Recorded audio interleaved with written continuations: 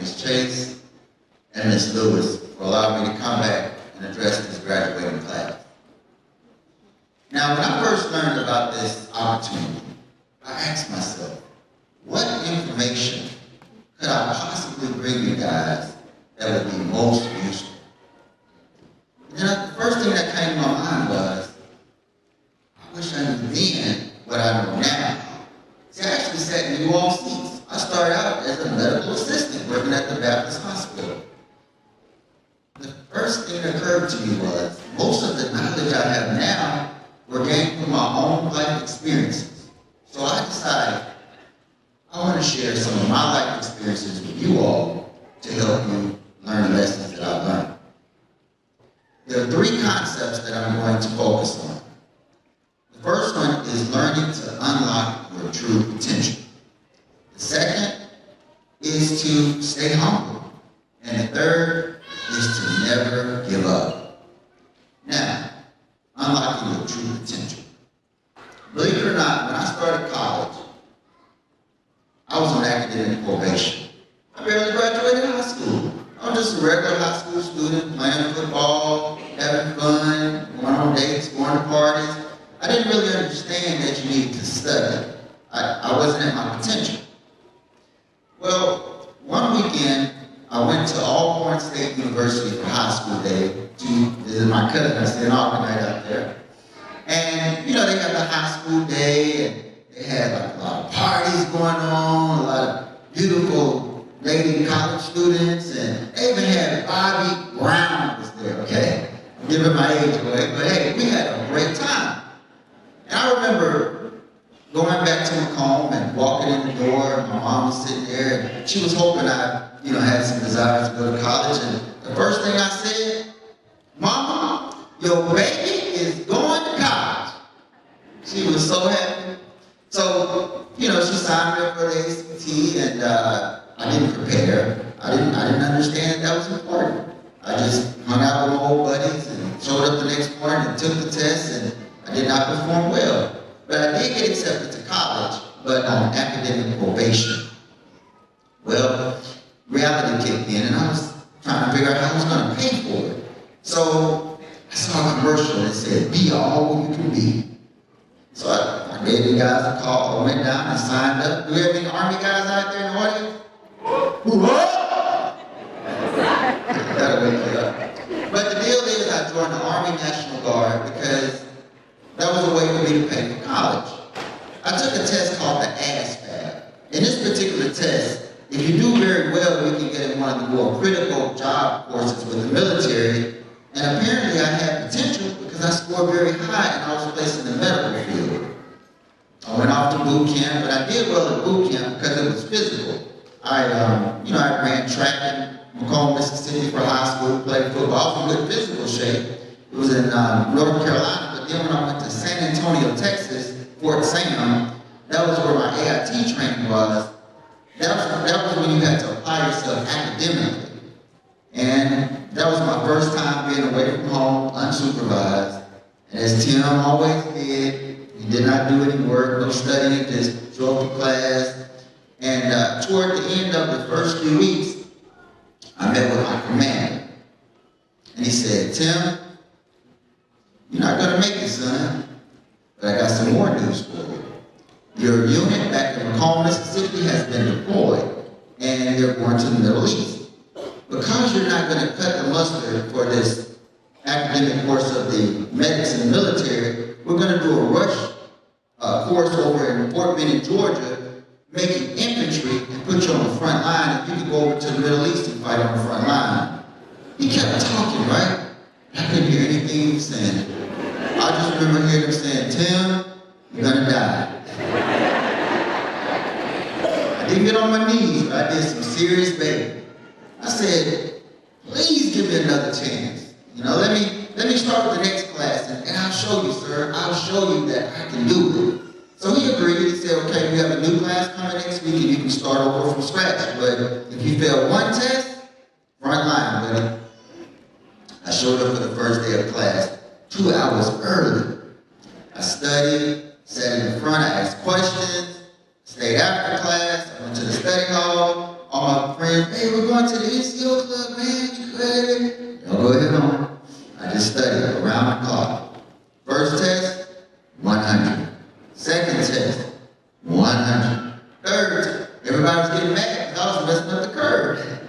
But the bottom line is, I learned that I could do well and ended up graduating at the top of the class. But I learned to unlock my true potential by applying myself and working hard and being persistent.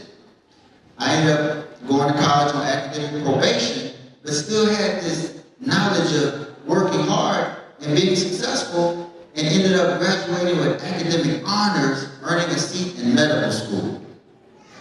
I learned to unlock my true potential.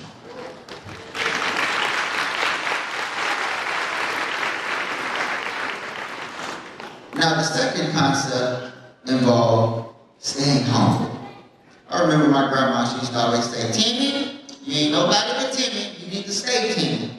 And she would always tell me that. Like, man, why she keep saying that? I remember when I graduated medical school, I was walking around, and she said, you just Timmy, you know, you're a big time doctor, you Timmy. Okay, whatever. The bottom line is, when I started medical school in Nashville, Tennessee, I remember walking on campus. I looked around and I was like, I'm here. I figured I made straight A's all through college, I was the man. I was going to come there, make the best grades. They were lucky that I was there. And, it didn't really turn out that way. Because here's the deal. When you go to a school such as medical school or law school, everybody there is a superstar where they're from. It's almost the same as, imagine a guy that's at, let's say, Alcorn or LSU or Notre Dame or UCLA. He's the top quarterback. I mean, he's throwing bombs, he's throwing the ball and catching the ball all by himself, running touchdowns or making the top running back. He gets drafted into the pros. Well, everybody in the pros was a superstar where they're from, so he might not be able to cut the mustard. And that's what happened to me in medical school. I went to medical school with that type of attitude, and I remember meeting with the dean after the first semester. Same speech. Tim, not gonna make it. And he was talking, and I started saying, hey, wait a minute, do you know who I am? I said, they don't know how to teach. The tests don't come from the book, the study groups, and he said, well, I heard you didn't go there. I said, I don't need to go to the study groups, man. And I just had all this attitude. So he said, I'll tell you what, you're dismissed. So I went into my apartment, I called my dad, and I was like, Dad, man, these people don't know, man. What's going on? And I started telling him all the excuses I was telling the dean. And he said, Tim, I want you to just put the phone down for a minute, son. I want you to go look in the mirror. And when you look in that mirror, you're going to see your worst enemy right now. You're going to see that guy that's going to be responsible for you getting kicked out of medical school, coming back to Mississippi with $100,000 of debt. I went and looked in the mirror and I thought about it. My biggest problem was right in front of me. It was my attitude. I picked up the phone and I said, thank you, Dad. Went to the library, met with the study group. Hey, can I study with you guys? Can I go get y'all a sandwich or something? I changed everything around. I met with the dean again. I apologized. I went and met with all my professors and asked, could I do extra work? What can I do? I started going to class every day, never missing, going over the material of the book and the lectures and everything else. And everything changed for me because I changed my attitude. I learned to stay humble and I graduated as a doctor.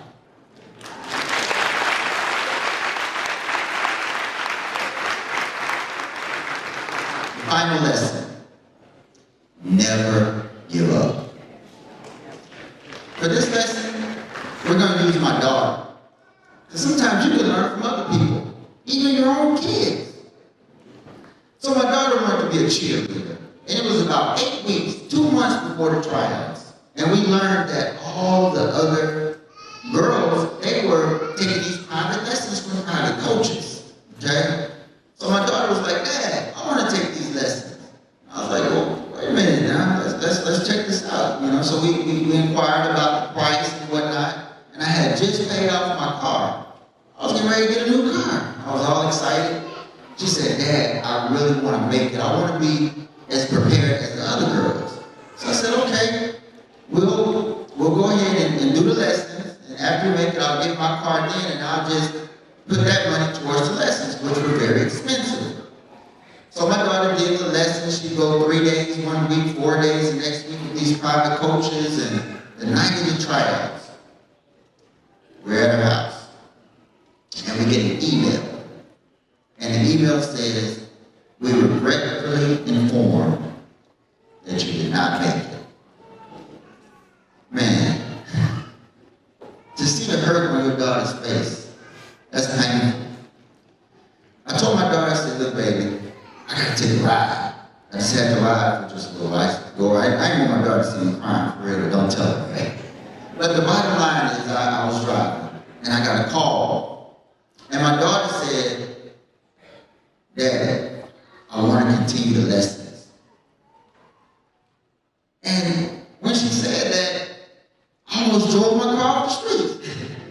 And it's a good thing I did, because I had to pay for those lessons for another 12 months.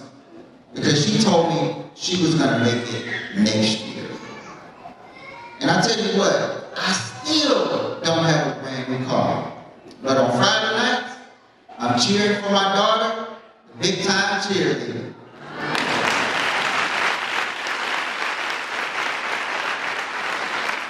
She did not give up. Now, we have somebody in the graduating class who had that same attitude. This young lady did her intern with us, and she said, Dr. Quinn, I really need this job. I want this job. I love your company, and it would be an honor to work with you. I said, we don't have to. She said, well, let me just volunteer or whatever. I really need this job. So I let her volunteer. She had a great attitude. I mean, I saw a patient, just very, very mean patient. And she was so nice to the guy, he came back and apologized. Tamara Gary, stand up.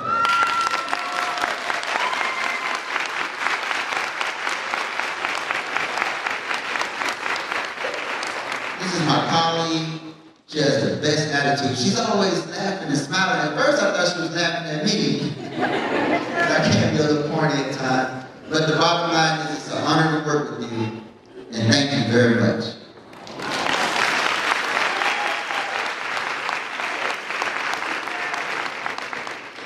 So class of 2016, learn to unlock your true potential. This is just the beginning of your journey. Stay humble. Don't get too big. Because remember, at times, you can be your own worst enemy if you have the wrong attitude. And don't give up. There are going to be times that life is going to seem as if it's beating you in the back with a wrecking ball. Things are not going to go the way you want them to. There are going to be unfavorable situations.